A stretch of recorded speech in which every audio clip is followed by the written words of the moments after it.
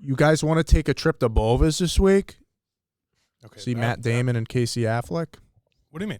They're filming a movie in Bova's. In Bova's? Yeah, they closed the place the whole week. Wow. Yeah. Bova's. I think imagine how much do you think they paid them? However much a week's worth of It's probably a fuck ton though. Yeah. Bova's makes so much money, especially those drunk kids at night. They're 24/7, right? Yeah. Yeah. Yeah, They're closed the whole week. That's insane. It's their production company, their next movie. By the way, Air is getting phenomenal reviews. People are I'm not saying surprised. it's one of the best sports movies ever made. Nice. I'm really not Yeah. surprised. But I guess you don't see Jordan. You never see his face. What? They like he's Well, just probably you tease see him the the whole back movie. of him. That's it. Like we saw in the trailer, Because it's which about, I like. the movie's yeah, about the show. It's not it's about not a Michael biopic. Jordan. Yeah, I support that. But I guess Michael Jordan. They asked him, "Who do you want to play your mom?" And he said Viola Davis. It's a good pick. Yeah, so that's cool that they actually went with that pick. What a cool guy. Jordan. Yeah. He's thinking Love- about selling the Love team, right? Jordan. Yeah, the Hornets. Oh my! Do you see Colin Coward's thing? He said. What do you say? He said, I've been looking at Jordan's career. He failed as a manager. He failed on the Wizards. Take away Scottie Pippen and Dennis Rodman. Is he really just a myth? He just says shit, like, coward. what I are you mean, doing? I don't think he believes He doesn't that. believe. No, Yeah. no. Just trying to make headlines. Yeah, he's an idiot. Welcome back to the Movie Mob Podcast, guys. Episode 41 in honor of James Posey, Great player. the 2008 Boston Celtics, guys. Champions. Remember that. I'm joined, as always, with Matt here in studio. Sam, Nick behind the camera here.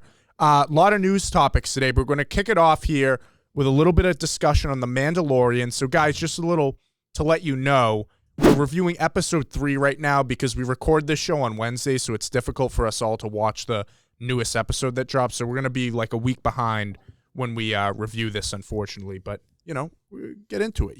I mean, this was an interesting episode. I think this has been an interesting season so far. Matt, I'm starting to turn to your side because I watched the new episode this morning. Thank you. I'm not happy. Oh, yeah. But this was weird because we got another Book of Boba Fett situation here where you're watching one show and you get switched into a totally different show. It felt like an episode of Andor, but like not a good episode of Andor. Like they were trying to be Andor. Yep. And it was like they don't I'm thinking, okay, well, we're watching these two characters who we've seen before in the older seasons, right? Dr. Pershing was the one who wanted Baby Yoda for the cloning. Whatever, that's great. They're setting up, you watch this episode, and then nothing comes out of it. It's like, why did we just watch them this whole episode? I don't know. Matt, what'd you think? I feel betrayed. Yep. I feel led astray. Sure. I feel bamboozled. I feel taken advantage of. Mm-hmm. You know what? This must all the women in Hollywood from Harvey Weinstein. This must be how Wow. they feel. No, I'm kidding. No, I'm That's kidding. good. No, I didn't mean that. But no, this was not a good episode, RJ. No. And you know what? I was actually trying to all right, Matt, don't be so negative. Don't be a prick. Yeah.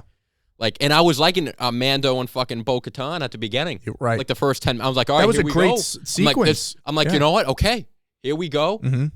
And I actually rewatched the first 2 episodes in class because the kids wanted to watch them. Naturally. So did Yeah. I. And I'm like, you know what? It wasn't my favorite, but it was a little better than I maybe thought. This was terrible. Yeah. You're right, dude. It derives from... No one gives a fuck about these 2 guys. Right. No one even knows their names. It's fucking irrelevant, dude. Yeah. And they're going to probably tie it back into Mando, dude. But these 2, I don't know. I don't think they're very interesting characters. I agree. I don't think... And nothing happened. Fucking really. I mean, he got... put back in jail, whatever. Yep. We want to see Mando. We want to see Baby Yoda. Mm-hmm. And this was, I don't know, man. I think they're done. If things don't change soon, Yeah. I'm out. Well, it's just so weird, like the editing choices. Like, Nick, I know you don't watch the show, but like, to give you a rundown, you start with the Mandalorian, this whole plot that they've established the first 2 episodes, but then 5 minutes in, you switch to these 2 characters who have been minor characters. We watch them for 50 minutes, and then we switch all the way back to Mando. It's like they cut this random thing in the middle. It was just so weird. Sam, did it catch you off guard too? Yeah, I was thrown off a lot Yeah. when I was introduced to this episode. So, we're thinking that the story of this season is going to revolve around the Mandalore, Mandalorian. yeah. what is it, revitalizing his name, like kind of Sure. like rebranding Redeem. himself, Redeem. becoming a The return. Mandalorian again Derek because he took off his helmet, which he swore not to do. Can't Yep. do that. But they did that in like the first 2 episodes. Right. And now, like, what are we left with? So then they introduced this whole new story with Mhm. Dr. Pershing, and I think her name's like Alon or something like that. Yeah.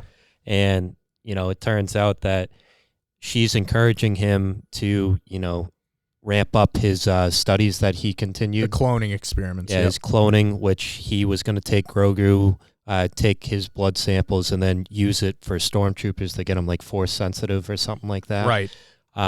I just think it's very stupid. I don't really see the point of why they're doing it. Yep.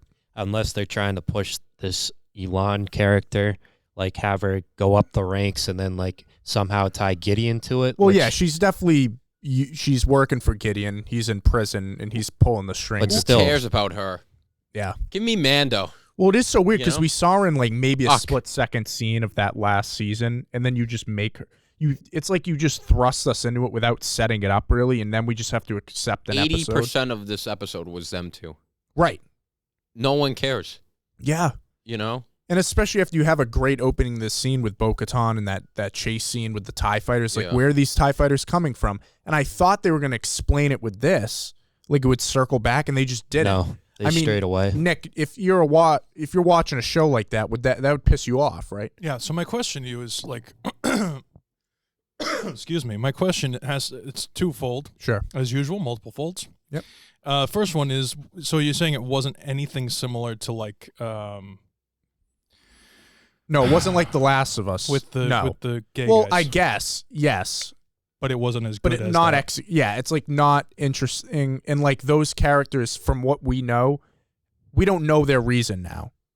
Versus like we knew that what was it, Bill and Ted? What was their name? Whatever it That's was. a different Who movie. gives The a gay fuck? guys. The gay guys. We knew that they had Frank. a purpose, getting the car to Joel. Like Well, here, they we still translated don't back know. to Pedro Pascal's storyline. Right. That's like The two storylines here, no connection yet. right. So throughout this, we're like, what are we doing? So here's my next question. It's more of a what do you think? Mm-hmm. Is there potential for more shows, spin-offs, and so they're setting that up? Yeah, of course. I don't know if they'd get their own show, but That's what I'm wondering. yeah, I'd hope not. Oh, Yes, well, I they're mean, not there's very a lot, dude. interesting. There's a lot of They- stuff we talk about this all the Right. time when it comes to Star Wars stuff. We hope they don't do that. They always end up doing anyway. Well, so, I mean, we're gonna get to it. One of the next topics too, about them just screwing up everything, just not doing the right things, which we talked about last week. If they do make spin-off stuff based on these characters, it's like, dude, I'm just not going to watch anything Right. Star Wars anymore. But and I think the biggest issue with this is the issue that we all have probably is like I don't know what the story is. We've watched 3 episodes and there's like I don't know what we've theorized that they're gonna try to retake Mandalore, but nothing they've said has even implied that yet. No. We think Bo-Katan's gonna want the Darksaber back, but she hasn't said anything yet.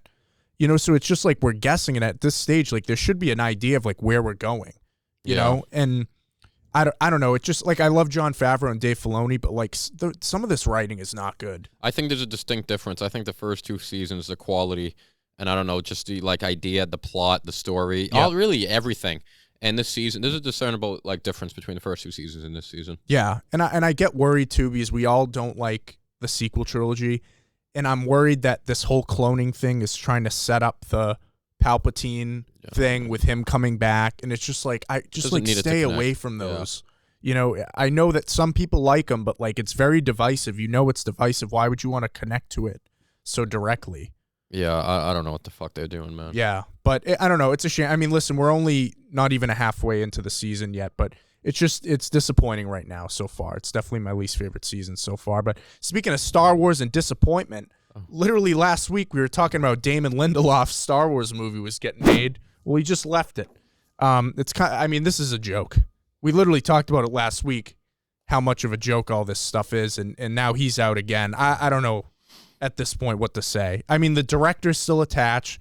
They're supposedly staying on track for the release date, which might be 2025 or something. But I mean, I don't even know what to say. if you're a big name in Hollywood, like this guy, Taika, whoever the fuck else was going to do it, why would you want to make a Star Wars movie? Right. You know everyone's going to hate it. No matter what you do, no one's going to like it. And also, you're probably not going to be able to make the movie you want to make. You're going to get so much studio interference. Like it's years. Stay away. Like I don't blame him for leaving. Good for him. Not to totally interrupt, but I 110% agree. That's way more insightful than you think. Thank you. I'm just saying because like when you think of Taika Waititi, you think of creativeness. But the movie that he made that was Jojo Rabbit. I mean it's like he wrote, directed, created. Like that's like from here. Yeah. And I think that's part of the reason I have such an issue with these superhero things. But go ahead, that's a good point though. Is you're saying like you can't throw an auteur into a system like this and ask them to like change their way of working. I mean, imagine it's like imagine if you told Picasso to do a painting like Van Gogh. Right. Yeah. No, it's a good point. Like, he'd be like, no. This is how I do my work. What are you talking about? Mm-hmm. You know what I mean? Yeah. Like when George Lucas makes a Star Wars thing, George Lucas created Star Wars. Mm-hmm. It's George Lucas's. Right, and he had no one around him telling him no. I think it's part of the reason they have so many problems with all of these movies and directors and all this bullshit. It's because it makes there's different visions and it's conflicting. Sam, what'd you think of this? So I'm not really surprised at all. No. The writing's terrible. At least we've seen in like their shows and whatnot.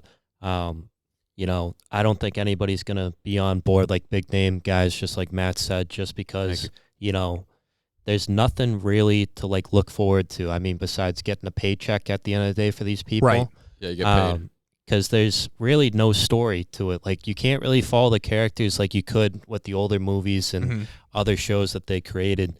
And it's like they don't even care anymore. It's just beating a dead horse. But, like we mentioned on the previous episode, we got to, look other ways. If they want to do Star Wars, they got to look back to, the old Republic. Right. Because that's what the fans want. You need to give them that space so there's more to work with so they don't have to fit in between this box. It's terrible. I think you see that in Mando Season 3. Because they pretty much set it up like, Grogu. Fucking, like, I think Jon Favreau and Filoni were like, all right, he's got Grogu end of Season 2. And I bet... that's the rumor, Yeah, and then fucking Kathleen Kennedy Disney said, no, we market it all around Baby Yoda. Right. Baby Yoda's this show. You fucking bring him back and you find a way. What has he done? He's done zero. He has no purpose in this new season. It's got to be difficult, though, no? It is. No, I mean, that's... Like, I do this... 100%. And I understand it from a marketing perspective, but I'm just saying from a story, you sacrifice the story. She needs to be held accountable because I can't even count how many times this happened. The first thing that it happened with was Rogue One. They like had a huge reshoot thing with that. Turned out well, but then the next one was Solo. They fired the directors mid. How do you hire directors, write a script, start production, and realize halfway through production that you don't have the same vision as them? Multiple times. That's just like ignorance. Well, they did it with JJ. Ryan Johnson, the guy from who made The Godfather, Francis Ford Coppola. Thank you, Coppola. Yeah. They fired him 6 times. They tried to fire him 6 times. This happens a lot, but the difference with The Godfather and Star Wars is that The Godfather isn't a franchise. Yeah, it's not this. It's a huge movie. Obviously, it's considered like the greatest movie of all time or whatever it is, but it's not. Star Wars is it's a cultural phenomenon, right? You know what I mean? Like it's like a Harry Potter, But the difference is that the J.K. Rowling of Star Wars, George Lucas, is no longer involved. Yeah. So they don't have a real leader or guidance, and then you fall into the same stuff that like happens between like me and Matt with regard to Sideline. Or me and you when I'm technical, why don't you include this? And you're like, I don't know, none of us watched it, none of us really care about it. Right. And the thing is part of the reason that you got to admit, I know I'm very opinionated, but I don't control either of the shows or movie roulette or anything. Absolutely. Like I definitely tell you how I feel about certain things, but you guys have free reign. You create these templates and everything. You know what I mean for the show, the outlines. I mean for the show. So like I'm gonna tell you, hey, I think we should go here, or hey, I think we should go there. And if you say no, I want to do this instead. It's not like we don't do a show anymore. You know what I mean? Yeah. We don't have a different person being RJ this week because he didn't he didn't agree with me on something. Mm-hmm. So it's like at some point you kind of have to let the creator create. Right. And I feel like there's a big sense of not reality. I don't know what the word is. Like there's a big it's real. It's better when it comes from the heart, from the gut. And it seems as though like she's letting them do that. They're delivering it because he delivered a full script, and then she said, "No, this isn't what we want." You need to establish what you want beforehand. Yeah, like I bet if James Cameron, like for Avatar, and like they made all these notes, he'd say, "Fuck Yeah, you." no, I'm not making this movie. No, seriously. Like this is what we're doing. And you'd think But he did though. I feel like we talked about. Yeah, this. no, he has. When he said that. he goes, yeah. the Universal it was like the 50 billion or whatever it is I made for you guys. How about you guys just sit quietly and while I make my movie? I hate Avatar, but everyone else loves it and makes a ton of money. So. Right, and when you bring in established creators, he's an award-winning writer. Like, you need to trust them. But I feel like this is part of the reason too, RJ, why they're not able to do that, because you don't have a singular figure. Again, James Cameron is the George Lucas of Avatar. Yes, and Kathleen Kennedy is not a creative. You can't tell, but Kathleen Kennedy couldn't tell J.K. Rowling, here's how the next Harry Potter's going to go. No. Yeah, She'd feel like you're out of your mind. Right. The reason she's able to do it with these guys and like Baby Yoda and all the stuff that Matt was saying before and everything is because there isn't a central figurehead around this. Right. So it has to, at the end of the day, let's be honest here, like you got to pay bills. So like if you're not making money, it doesn't matter who's the most creative and who's not. If it's not going to get to the audience and it's not going to make money, we're not going to make the movie. So like when the central figurehead of these projects disappears or sells out or whatever they do, you have that's the reason it goes to marketing. Right. You know? And I mean, listen, she's made a ton of money off these movies. She's lost some money too with, Solo. But the bottom line is that she's got, I think, maybe 2 years left on her contract. You said it yourself. Who would even want to step into that position? Yeah, I mean, Jon Favreau, why would he want to do that? If I'm him, I wouldn't want to do that. He's a director. He does a ton of things. So they're going to have an issue now because even though she's made a lot of money, she's created an environment where creators aren't going to want to come in here. And she's indecisive. On the other hand, though, that the upcoming show Skeleton Crew, we'll see if that happens, but the Daniels, who directed Everything Everywhere at Once, are going to be directing some of that. So but again, like, they're very auteur directors. Are they going to get kicked out next? Like, it's just, it's frustrating. At this point, I've really lost all interest, and it's like, if it comes out, it comes out. But I'm not excited for it. And that's what happens. Is no publicity is bad publicity, but no publicity at all is fucking really bad. Really bad. A week ago, they said this movie was moving forward, and here we are a week later talking about how it's not. Yeah. How does that change? Yeah, it's crazy. But anyway, let's talk about some good news here. We've been talking about Gladiator 2 recently. Very hesitant about this sequel, obviously, but let me tell you what. This cast is shaping out. Denzel Washington is going to be starring in it, as well as Barry Keoghan, along with Paul Mescal. I mean, that's a stacked cast right there. Although I don't think this movie should be getting made. I mean, if you got Denzel in there, how do you not want to see this thing? Yeah. What do you guys think of this? Dude, I was thinking about it because, we watch Gladiator. Yeah. And, like, I say quotes to myself in the morning. Yeah. Like, what you do in this life, will echo in eternity. Yeah. Like, that's what I say to myself at, like, 5 a.m. Right. And, that's kind of irrelevant, actually. But Denzel. Yes. That's how you get me interested. Right. Like, dude, now Denzel's in it, I have to see it. Yeah. I was maybe going to see it now. Denzel's one of the few guys, big-time movie, if he's in it, I'm there. I'll watch bad movies just for his performance. Amen. Two Guns, not good. Yeah. He's great. Yeah. Big get. That's a big get. Yeah, he doesn't deliver a bad performance. And Barry Keoghan, too. We've seen him in so much now. And Paul Mescal, two Irish actors here. So this is cool. I know that Keoghan, I don't know who Denzel's playing, but Keegan's rumored to be playing Emperor Geta, who was the Roman emperor probably around 20 years after that movie takes place. So he's playing a prick?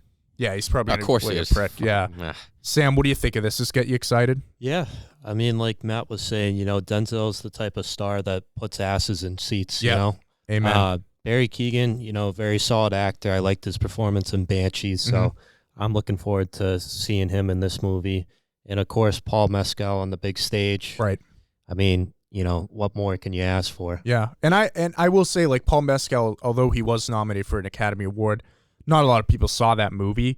So you bring in a guy like Denzel, that's going to sell more tickets versus, just seeing Paul Mescal. I think the thing that I look at is the why, right? So, yes, Sam is 100% right. Denzel Washington puts asses in seats, and Barry Keoghan's performance in Banshees is what is something that would get people to watch this movie with these two people in it.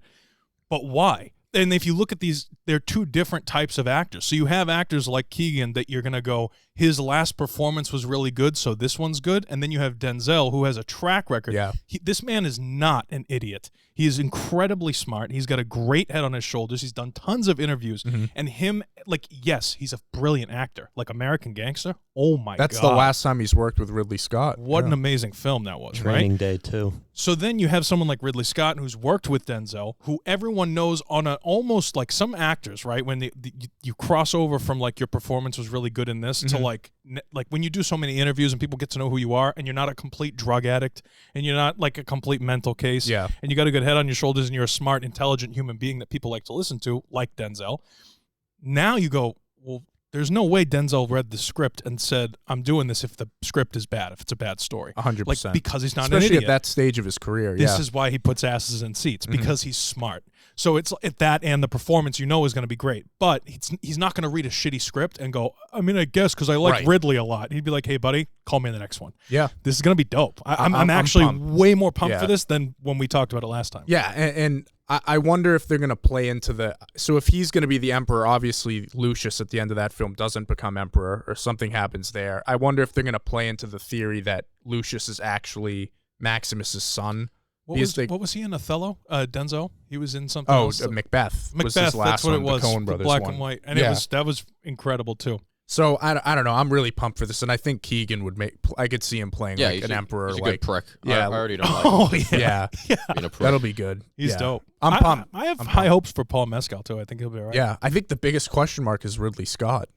I think he's just been hit or miss. Obviously, he's older now, obviously, but I have faith. See what happens. We'll see. Matt, I just want you to be careful on this next topic. We're transferring to Gotham right now. Nice. The Penguin series, Robert Pattinson, it's been confirmed, will be appearing in the Penguin series on HBO Max. Great news. A lot of speculation whether he would show up or not, but one little niche. Oh. He won't be showing up as Batman. He'll be showing up as Bruce Wayne. It's fine. So we're not going to see him in the suit or anything. No problem.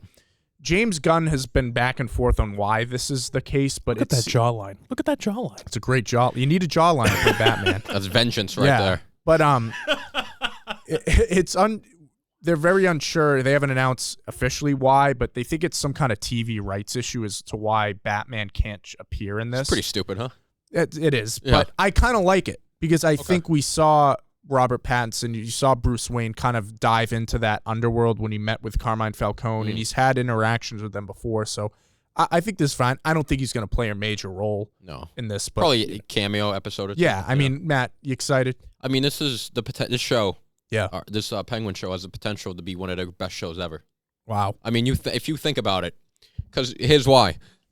It's coming from based off one of the best movies of all time. Wow. You bring it, HBO, which always produces the best shows. Very true. You bring in, unless it's The Last of Us. You bring in, Colin Farrell, maybe best performance of the year by Penguin, Yeah. And then, I mean, how can you not? How can you lose? Yeah. This is like the 92 Dream Team. You know what I mean? They're running it back in 96. Yeah. I mean, this is going to be a great show. I like what you said. Probably not a major role. No. But just seeing him is going to be cool. Bruce Wayne and, the underworld. It's going to be more kind of less action-y, more probably focus on, the nitty-gritty, the politics of Gotham with Penguin, man. I'm excited. It's Matt Reeves connecting the Batman universe. This is going to, because I have a fix. I need the fix. So this will calm next year. Calm my fix before a Batman 2. Yeah. Which is good. No, I mean, they're filming it right now in New York, and I think Pattinson was spotted at the airport in New York. Good news. He's doing it. Thank Sam, God. you excited? Absolutely. Great cast. I think Farrell's going to put on a great performance, just like he did in Banshees. Yep. He looks phenomenal with all that makeup on. Like, did you see that process video? Yeah. Of him actually transforming into the Penguin? Imagine doing that for a series now. That's gonna suck. It takes several hours just to do sitting there like those that. lights shining on you, the makeup, man. Oh, it's awful. But props to him, and to put on a performance like he did, that was sensational. Oh, unbelievable. I think it's good to see that Pattinson's in it as Bruce Wayne and not Batman, because it kind of shines more light on the Penguin himself. So that way, it can potentially set up maybe a standalone movie with him and the Batman instead of getting kind of minor role in the last movie. Right. Because the main villain was the Riddler, obviously. But yeah, no, I'm excited for it. Big fan of the Batman and, always looking forward to seeing the Penguin. Mm-hmm. And we didn't get a lot of Bruce Wayne in the Batman. That's the thing. Pattinson is might be in the suit, my favorite in the suit. Yeah. Bruce Wayne, he wasn't Bruce Wayne a lot. Left a little to be desired if there was one nitpick. So I think maybe this is a chance to show a little bit more Bruce a lot Wayne. of people would say he hasn't built that Bruce Wayne persona yet. Yeah. And I think we're going to see him. It's going to be great. Yeah. Come on. What do you think he's going to be like? Do you think he'll be like the Bruce Wayne from either the previous movies, or do you think he'll be like more the animated Batman? I love the Playboy Bruce Wayne, but when it's a facade, because it's always like that quote, like the real mask is Bruce Wayne. Yeah. He's really Batman. So I want to see him kind of try to play into that. I like that. Nick, I think you're gonna watch this series, right? Oh yeah. Yeah. Are you kidding me? Yeah. Yeah, that's gonna be great. Can I relate this to our previous topics? Yeah. This is so different than Star Wars in the sense that this is also like a cultural phenomenon, but it came from like comic books and everything else. I want to see as much of this as they can. I would love to see a show about every single one of Batman's villains. Yeah, I think it would be so cool. Gotham. No, they should. Yeah. They did the other.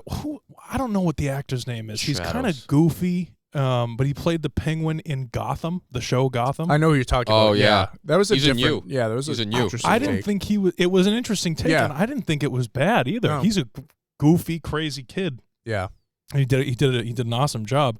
But Colin Farrell is like. I can't wait. They casted Clancy Brown, who's a great actor, as Salvatore Maroni.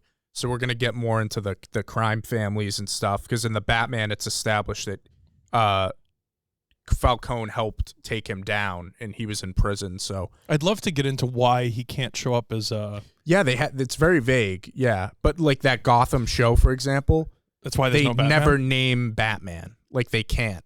Well, I also so kind weird. of like, that's part of the reason I like all these different shows and spinoffs and everything in this, is because like you don't have to necessarily follow like the Skywalker family in order to follow along with everything. This is you can have a show about every single individual villain or character.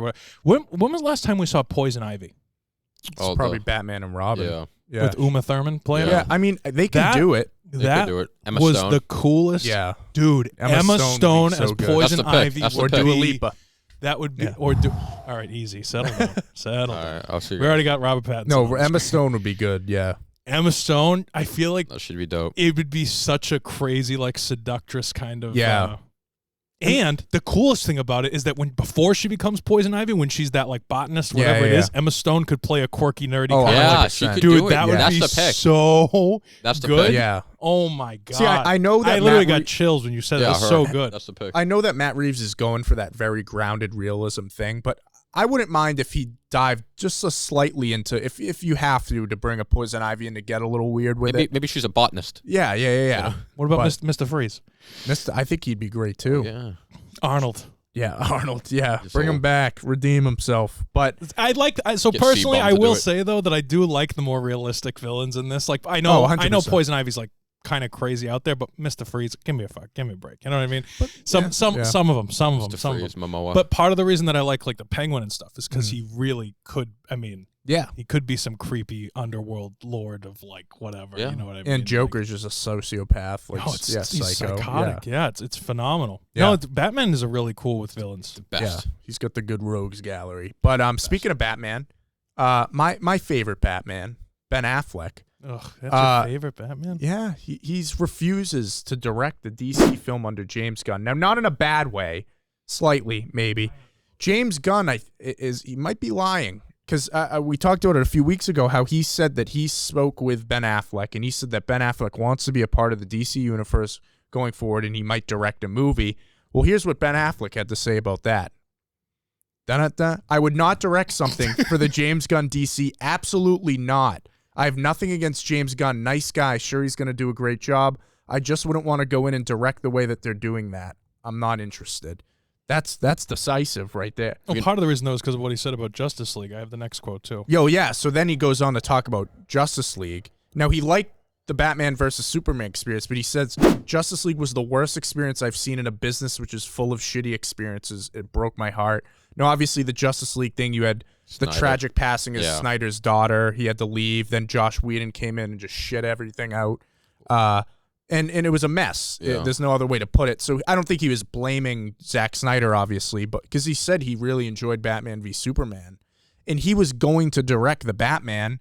Then Justice League happened, and he said, "I'm not doing this." Well, I think they all love Snyder. All the actors, Yeah, like, they came back to do those reshoots. They all love Snyder. Mm-hmm. I think they hate the fucking studio. Yeah, For like what they kind of did to Snyder, how they treated him, and like everything that went through that movie, how they treated the guy who played Cyborg. yep. Like now, Yeah. but Ezra Miller's fine to come back.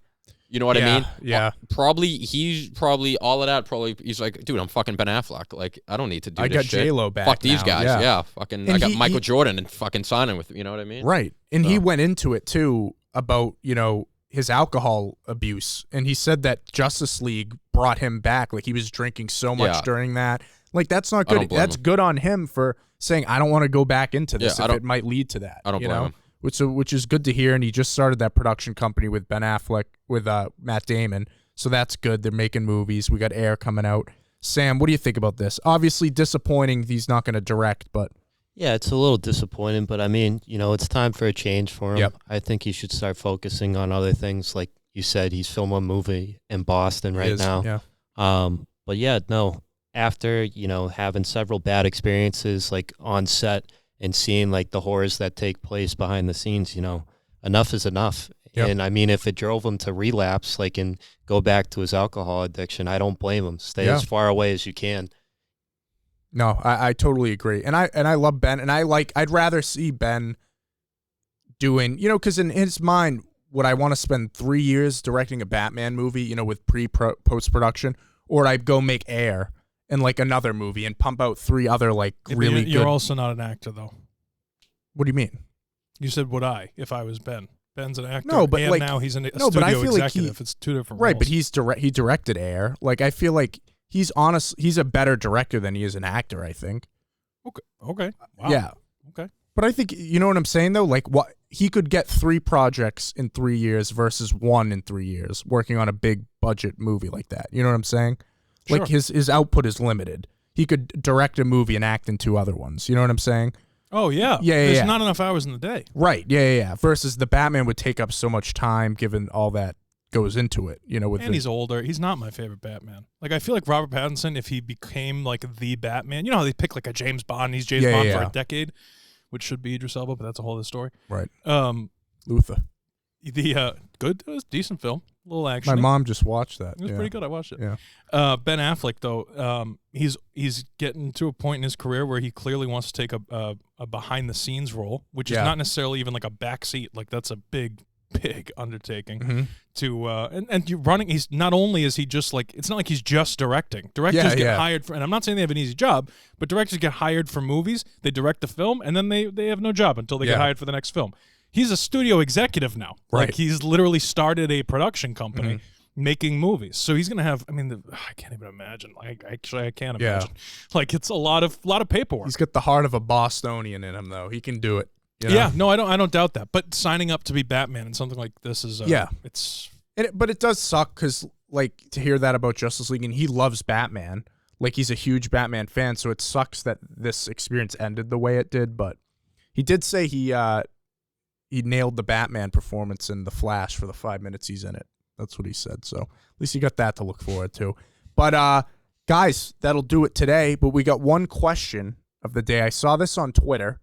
And I thought it was a good little question. Go ahead, what intro, TV intro, when it pops up, you don't skip it? Game of Thrones. Game of Thrones. I knew that Easy. was coming. Game of fucking Thrones. Yeah. Dun dun dun dun dun dun. I watched that whole show. I never skipped it. That's very Fucking that's a awesome. lot of intros. Yeah. Oh, yeah. No, I never skipped it either. It gets you into it. You don't It gets do you it. into It gets the you world. pumped, dude. Yeah. I'm ready for Westeros. Sam? Sopranos. Oh, fuck. Nick, I should have went to you.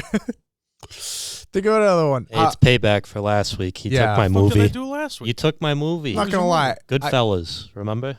Oh, jeez. I don't remember, but okay. Yeah. That's fine. I skip Sopranos. I won't lie to you. Yeah, I mean, sometimes I can only watch them in the car so many times. That's true. Yeah. When See you the like, sign, oh, New yeah, Jersey. smoke in his eyes. I'm Yeah. like, roll the window down. What are you doing? It's better to play that song while you're driving in the car. That's better. Yeah, I do that too. I feel like Do that all Tony. the time. I'm driving through Beverly. I feel like Tony. Yeah. I'm like, yeah, Oh like, my god, I run this it's shit. so good. Mhm. It's so good. Yeah. No, I'm trying to think of mine. I never skip The Office. It's quick, you know. The Office, yeah, that's a quick. You know what's one I really love is True Detective season 1. That like they do that really cool art style and stuff. I think the song there, I like that. That's my pick. True Detective season 1. Yeah, you got one, Nick? Good pick. Fresh Prince of Bel-Air. Succession's good. I like the song. Succession's very good. Yeah, Succession's very good. Fresh Prince. Fresh Prince. Ah, come on. Yeah, some of you could go a West sitcom Philadelphia route. morning. Seinfeld, 5 seconds. Bing, Like, bing. yeah. It's the There's so many though, a but lot. it is tough to not skip it. So Game of Thrones is mine too. Game of Thrones. You just change it up, but Yeah, I skip it every time. Like I skip man. The Last of Us too every time. The Last of Us one was good. I like the song. So yeah. I'll like watch it, right? The first time you watch an yeah, episode of something, right? But the same feeling you get about getting ready for like Westeros and everything. Yeah, When you see him grab that ticket out the thing, you know what I mean? Yeah. Woo! Does things to you, man. Light me up a stogie. Sure. Like, let's go, I know. dude. I know. It sets the tone for the show when you go into it. Now, I will say I do tend to skip intros only because if I get into a show like The Sopranos now, I will skip the intro if I'm watching them in succession, one after the other. I'll be like, okay, skip this one, skip it. No. But on appointment television, 100%. Matt's favorite thing, I'll sit there like, okay, let's get into it. You know, end of a long day, let's get into the thing. Let it marinate. You know? Let's go.